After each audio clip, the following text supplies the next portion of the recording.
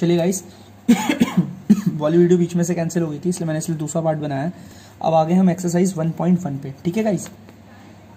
तो हम question number हम क्लास 9th का एनसीईआरटी चैप्टर 1 का एक्सरसाइज 1.1 कर रहे हैं।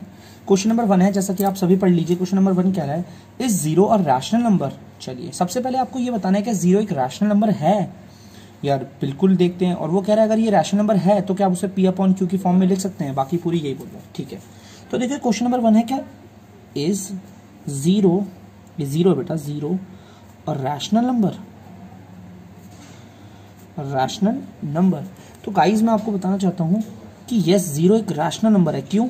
आपको पता है रैशनल नंबर की 3 क्वालिटीज होती हैं। मैं आपको बोल रहा हूँ जीरो के नीचे कुछ नहीं है तो 1 मान लो। आपको पता है पहली क्वालिटी क्या होती है, पी अपॉन क्यू फॉर्म होना चाहिए। मैं शॉर्ट फॉर्म में लिखता हूँ जल्दी जल्दी। दूसरी होनी चाहिए पी एंड क्यू इंटीजर्स होने चाहिए। तीसरी क्वालिटी है कि आपका क्यू जीरो के बराबर नहीं होना चाहिए, ठीक है। देखिए सबसे पहली क्वालिटी फ्रैक्शन की फॉर्म में होना चाहिए, आप देख सकते हैं 0/1, ठीक है गाइस। दूसरी क्वालिटी है इसका ऊपर वाला और गाइस इसका नीचे वाला इंटीजर्स होने चाहिए। आप देख सकते हैं इसके ऊपर एनआर प्लेस में आ रहा है 0 और नीचे डीआर प्लेस में आ रहा है 1, ठीक है गाइस। ये मैं अपने मन से नहीं ले रहा 1, याद रखिए रूल है ये। जब भी किसी नंबर के नीचे अगर कुछ ना होता हम उसे 1 मानते हैं डीआर प्लेस पे, ठीक है गाइस, ठीक है। तो ये दोनों के दोनों इंटीजर्स हैं। आपको पता है इंटीजर्स हमारे वो नंबर्स होते हैं जो नंबर लाइन पे रिप्रेजेंट हो जाते हैं आसानी से, ठीक है। अब देखिए क्यू मतलब नीचे वाला 0 के बराबर नहीं होना चाहिए, तो आप देख सकते हैं नीचे वाला 0 के बराबर नहीं है। तो देखिए मैंने लिख दिया, तो मैं लिखूंगा yes zero is rational number, ठीक है। और ये it can be written in the form of P Q, ठीक है। ये पी अपॉन क्यू की फॉर्म में लिखा जा सकता है। इसका पी और इसका क्यू दोनों के दोनों इंटीजर है और इसका क्यू 0 के बराबर नहीं, ठीक है गाइस। ये क्वेश्चन नंबर 1 था, काफी इजी था। आई होप आप लोगों को समझ में आया हो। देखिए गाइस अब हम क्वेश्चन नंबर 2 पे आ गए हैं, ठीक है। देखिए यहाँ पे उसने बोला है कि आपको 6 रैशनल नंबर पर फाइंड करने हैं, ठीक है। 6 रैशनल नंबर फाइंड करने हैं 3 और 4 के बीच में, ठीक है। आपका 3 एक नंबर है और आपका 4 एक नंबर है। आपको इन दोनों नंबर के बीच में से 6 रैशनल नंबर निकालने हैं। तो सबसे पहले मैं यहाँ पे एक छोटा सा डिफरेंशिएशन कर देता हूँ। यहाँ पर मैंने 3 रख दिया और यहाँ पर दूसरा नंबर यहाँ पर 4 कर दिया, ठीक है गाइस। चलिए ठीक है, तो आपको पता है सबसे पहले मैं एक काम करता हूँ, मैं इसे एक रैशनल नंबर बना लेता हूँ, ठीक है। तो आपको पता है इसके नीचे कुछ नहीं है, 1 मान लिया। पी अपॉन क्यू की फॉर्म में पी और क्यू दोनों के दोनों इंटीजर्स हैं, क्यू 0 के बराबर नहीं है। सेम इसके नीचे भी कुछ नहीं, 1 बना दिया। आप मानते हैं ये भी एक रैशनल नंबर है और ये भी एक रैशनल नंबर है, ठीक है। मुझे देखिए ये बताइए, थोड़ा सा स्पेस देके इक्वल लिख लीजिएगा। अब ध्यान दीजिए कि मुझे इन दोनों के बीच में 6 रैशनल नंबर बताने हैं। कितने बताने हैं? 6, ठीक है गाइस, 6 बताने हैं। तो वो 6 बताने हैं तो आपको पता है काफी ज्यादा है ये, तो आप एक बड़ा सा नंबर लीजिए। ध्यान से रखिए, एक बड़ा सा नंबर लीजिए। हमेशा इसका भी डीआर देखिए और इसका भी डीआर देखिए, दोनों देखिए, याद रखिएगा दोनों का डीआर देखना है। ये वाला जो रैशनल नंबर है इसका भी डीआर क्या है 1 और ये वाला रैशनल नंबर है इसका भी डीआर क्या है 1, ठीक है गाइस। तो अब मैं एक काम करता हूँ, यहाँ पर रखता हूँ मल्टीप्लाई का साइन और अगेन यहाँ पर भी रखता हूँ मल्टीप्लाई का साइन, ठीक है। देखिए यहाँ पर भी मैं एक फ्रैक्शन बना देता हूँ और यहाँ पर भी मैंने फ्रैक्शन का अपॉन बना दिया, ठीक है गाइस। अच्छा अब आपको देखना है कोई ऐसा बड़ा नंबर, देखिए यहाँ पर भी इक्वल के बाद भी मैंने यहाँ पर ये बना दिया अपॉन, इक्वल के बाद भी अपॉन बना दिया, ठीक है गाइस। तो अब ध्यान रखना कि यहाँ पर हमें एक ऐसा बड़ा नंबर लेना है जो इसके टेबल में भी आता है और इसके, देखिए बोथ आर सेम, ये दोनों के दोनों इक्वल है। तो मैं एक काम कर रहा हूँ, एक बड़ा सा नंबर ले रहा हूँ। बड़ा सा नंबर जैसे फॉर एग्जाम्पल 20 ले लिया मैंने, ठीक है गाइस। 20 बहुत अच्छा है, 20 ले लिया मैंने, ठीक है। अब आप एक बात बताओ, 1 के टेबल में हम ऐसा क्या मल्टीप्लाई करें जो 20 आंसर आ जाए? इजीली 20, 1 के टेबल में 20 मल्टीप्लाई करेंगे 20 आ जाएगा, ठीक है। यहाँ पर मैंने अगर 20 लिया है तो आपको पता है मुझे यहाँ पर भी 20 लेना है।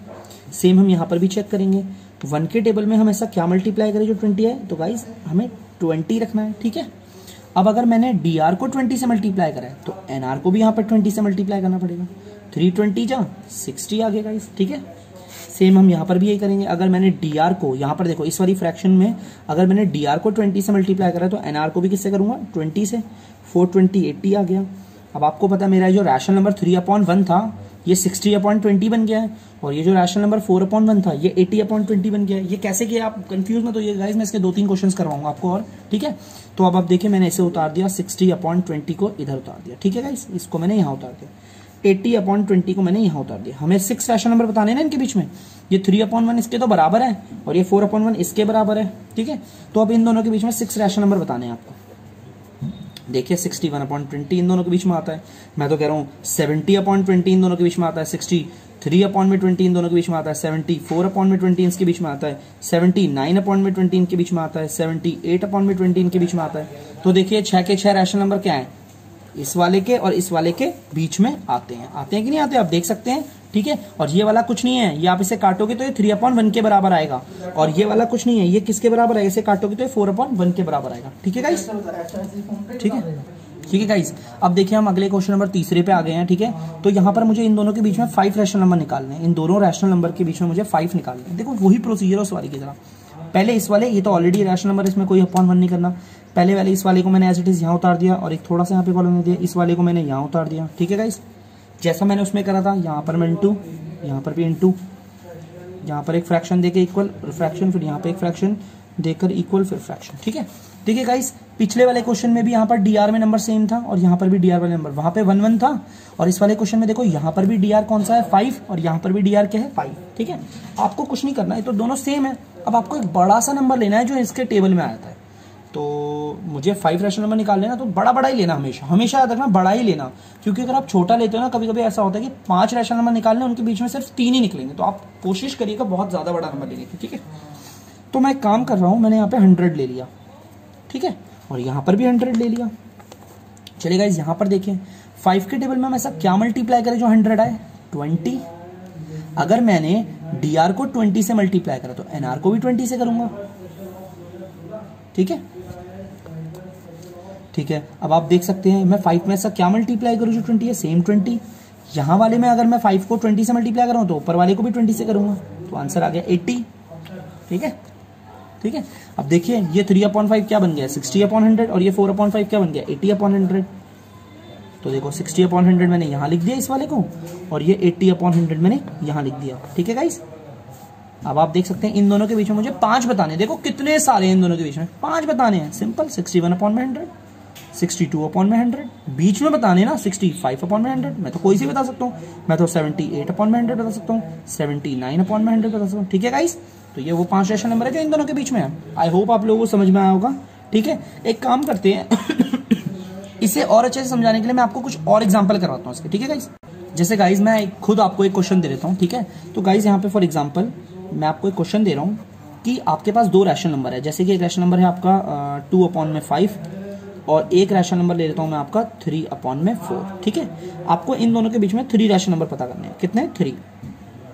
ठीक है गाइस, 3 रैशनल नंबर बताने। देखिए पिछले वाले क्वेश्चन में भी आपने देखा था डीआर सेम थे, वहां पर 1 आ गया था, यहाँ पर 5 आ गए थे, लेकिन इस बार मैंने थोड़ी सी कॉम्प्लिकेशन की है, लेकिन ये कोई कॉम्प्लिकेशन नहीं है गाइस, बहुत आसान है। ठीक है, सबसे पहले आप इस वाले हमारे रैशनल नंबर को यहाँ पे एज इट इज उतार देंगे।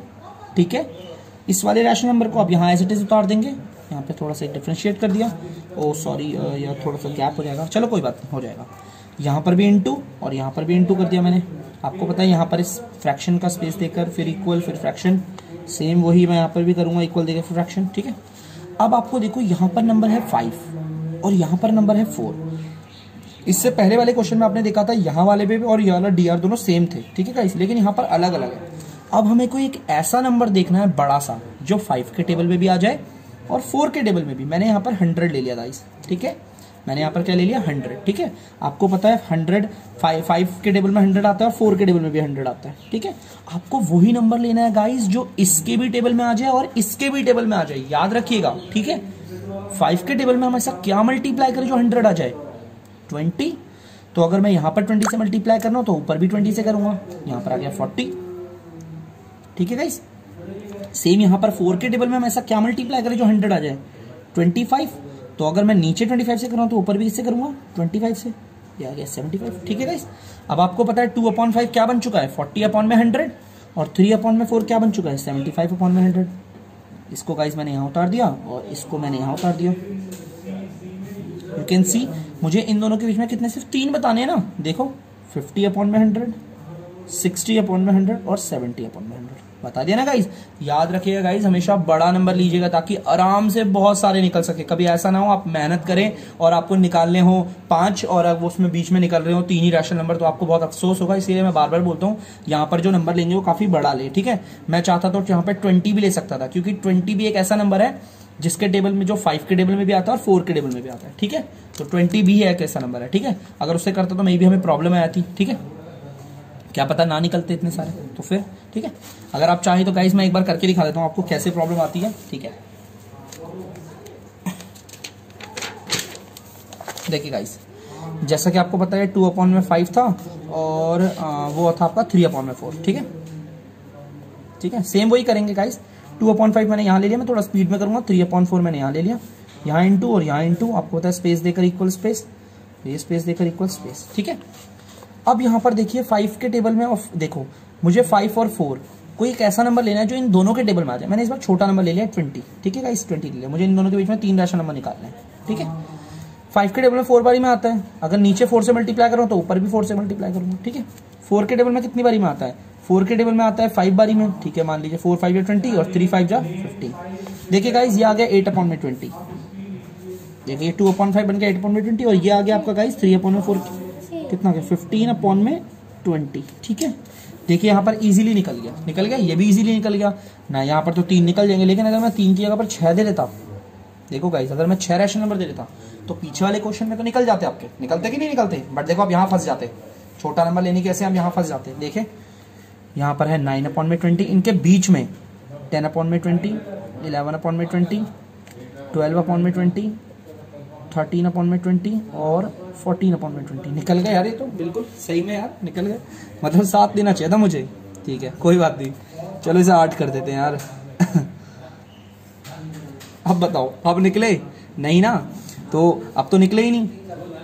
तो कहने का मतलब है हमें हमेशा ना यहाँ पर नंबर जो होते हैं वो बड़े लेने चाहिए, ठीक है गाइस। बड़े लोगे तो आपके लिए आसानी रहेगी, आप ओवर कॉन्फिडेंस में रहेंगे कि नहीं निकल ही जाएगा। तो इसमें क्या होगा, अगर आप गलती से देखो ओवर कॉन्फिडेंस करते हैं 100 की अगर 20 लेते हैं और यहाँ पर 8 रैशनल नंबर निकालने होते तो देखो आपके सिर्फ कितने निकल रहे हैं, सिर्फ देख लिए, देखिए आप देख सकते हैं कितने निकल रहे हैं, सिर्फ 6 निकल रहे हैं। तो इसलिए कोशिश कीजिएगा जैसे मैंने बताया बड़े बड़े नंबर में, ठीक है गाइस। चलिए अब हम अगले क्वेश्चन में बढ़ते हैं। देखिए गाइस जैसे कि हमारा क्वेश्चन नंबर 4 है, क्वेश्चन नंबर 4 का हम फर्स्ट पार्ट कर रहे हैं। क्वेश्चन नंबर 4 कह रहा है कि हमें स्टेटमेंट्स दे रखी है, हमें गाइस क्वेश्चन नंबर 4 में 3 स्टेटमेंट दे रखी है, हमें उस स्टेटमेंट को बताना है कि वो ट्रू है या फॉल्स, और अगर वो ट्रू है तो हमें रीजन देना है कि क्यों ट्रू है, और यदि अगर वो फॉल्स है तो हमें ये भी रीजन देना है वो फॉल्स क्यों है। सबसे पहले हम स्टेटमेंट को बहुत अच्छे से पढ़ेंगे। एवरी नेचुरल नंबर, अच्छा सबसे पहले मुझे पता होना चाहिए नेचुरल नंबर होते क्या हैं। नेचुरल नंबर क्या होते हैं, जो हमारे 1 से स्टार्ट होते हैं, 1 2 3 4 5 6 इन्फिनिटी तक होते हैं, है ना। इन्फिनिटी मतलब अनगिनत, मतलब कभी अंत नहीं होता इनका, ठीक है। ये कह रहा है सारे नेचुरल नंबर हमारे क्या है, वोल नंबर है, सारे के सारे। हाँ भाई 1 भी वोल नंबर है, 2 भी है, 3 भी है, 4 भी है, 5 भी है, 6 भी है, बिल्कुल सारे नेचुरल नंबर, ध्यान से सुनना, सारे नेचुरल नंबर वाकई में वोल नंबर होते हैं। भाई देखो ये वोल नंबर है, आप मानते हो वोल नंबर की लिस्ट में आता है, ये भी वोल नंबर की लिस्ट में आता है, ये भी आता है, ये भी आता है, ये भी आता है, और इसके आगे आने वाले इन्फिनाइट नंबर सारे के सारे वोल नंबर्स में आते हैं। तो मैं कह सकता हूं कि एवरी नेचुरल नंबर, जितने भी सारे नेचुरल नंबर होते हैं सारे के सारे क्या होते हैं, वोल नंबर होते हैं। तो ये स्टेटमेंट क्या है, ट्रू। सॉरी मैं यस लिखने गया था मुझे, ठीक है, ठीक है गाइस। देखिए गाइस इसका दूसरा पार्ट है, इसका दूसरा पार्ट दूसरी स्टेटमेंट कह रही है every integer is a whole number. सबसे पहले आपको पता होना चाहिए इंटीजर होते क्या है। इंटीजर हमारे नेगेटिव और पॉजिटिव नंबर होते हैं, ठीक है। जैसा कि आप जानते हैं इंटीजर्स हमारे नेगेटिव और पॉजिटिव नंबर्स होते हैं, ठीक है गाइस। सबसे पहले हम जानते हैं, देखिए इंटीजर्स हमारे क्या होते हैं। इंटीजर्स आपको पता है इंटीजर्स क्या होते हैं गाइस। इंटीजर हमारे पॉजिटिव भी होते हैं एंड नेगेटिव भी होते हैं, ठीक है। आपको पता है इंटीजर हमारे पॉजिटिव भी होते हैं और नेगेटिव भी होते हैं, बट गाइस वोल नंबर सिर्फ पॉजिटिव होते हैं, सिर्फ पॉजिटिव, ओनली पॉजिटिव। तो क्या मैं बोल सकता हूं सारे इंटीजर्स, जैसे एग्जांपल इंटीजर्स के लिए, तो इंटीजर तो नेगेटिव भी होते हैं पॉजिटिव भी, -4 भी है, 5 भी है, 6 भी है, ठीक है। ये हमारे इंटीजर्स हैं, क्योंकि इंटीजर्स हमारे नेगेटिव भी होते हैं और पॉजिटिव भी होते हैं। अच्छा ये कह रहा है जितने भी इंटीजर सारे वोल नंबर होंगे, मतलब ये भी वोल नंबर होगा, ये भी वोल नंबर होगा और ये भी वोल नंबर होगा। अच्छा आपको पता है ना वोल नंबर क्या होते हैं, सिर्फ पॉजिटिव होते हैं, लेकिन ये तो नहीं आ रहा, तो हमारी ये स्टेटमेंट गलत हो गई ना, तो इसे हम बोलेंगे फॉल्स। इसका रीजन क्या है, इसका रीजन गाइस ये है कि हमारे इंटीजर्स पॉजिटिव और नेगेटिव होते हैं, बट वोल नंबर सिर्फ पॉजिटिव होते हैं। तो ये कहना गलत है कि सारे इंटीजर्स हमारे वोल नंबर है। मैं ये कह सकता हूं positive integers are whole number. ठीक है गाइस।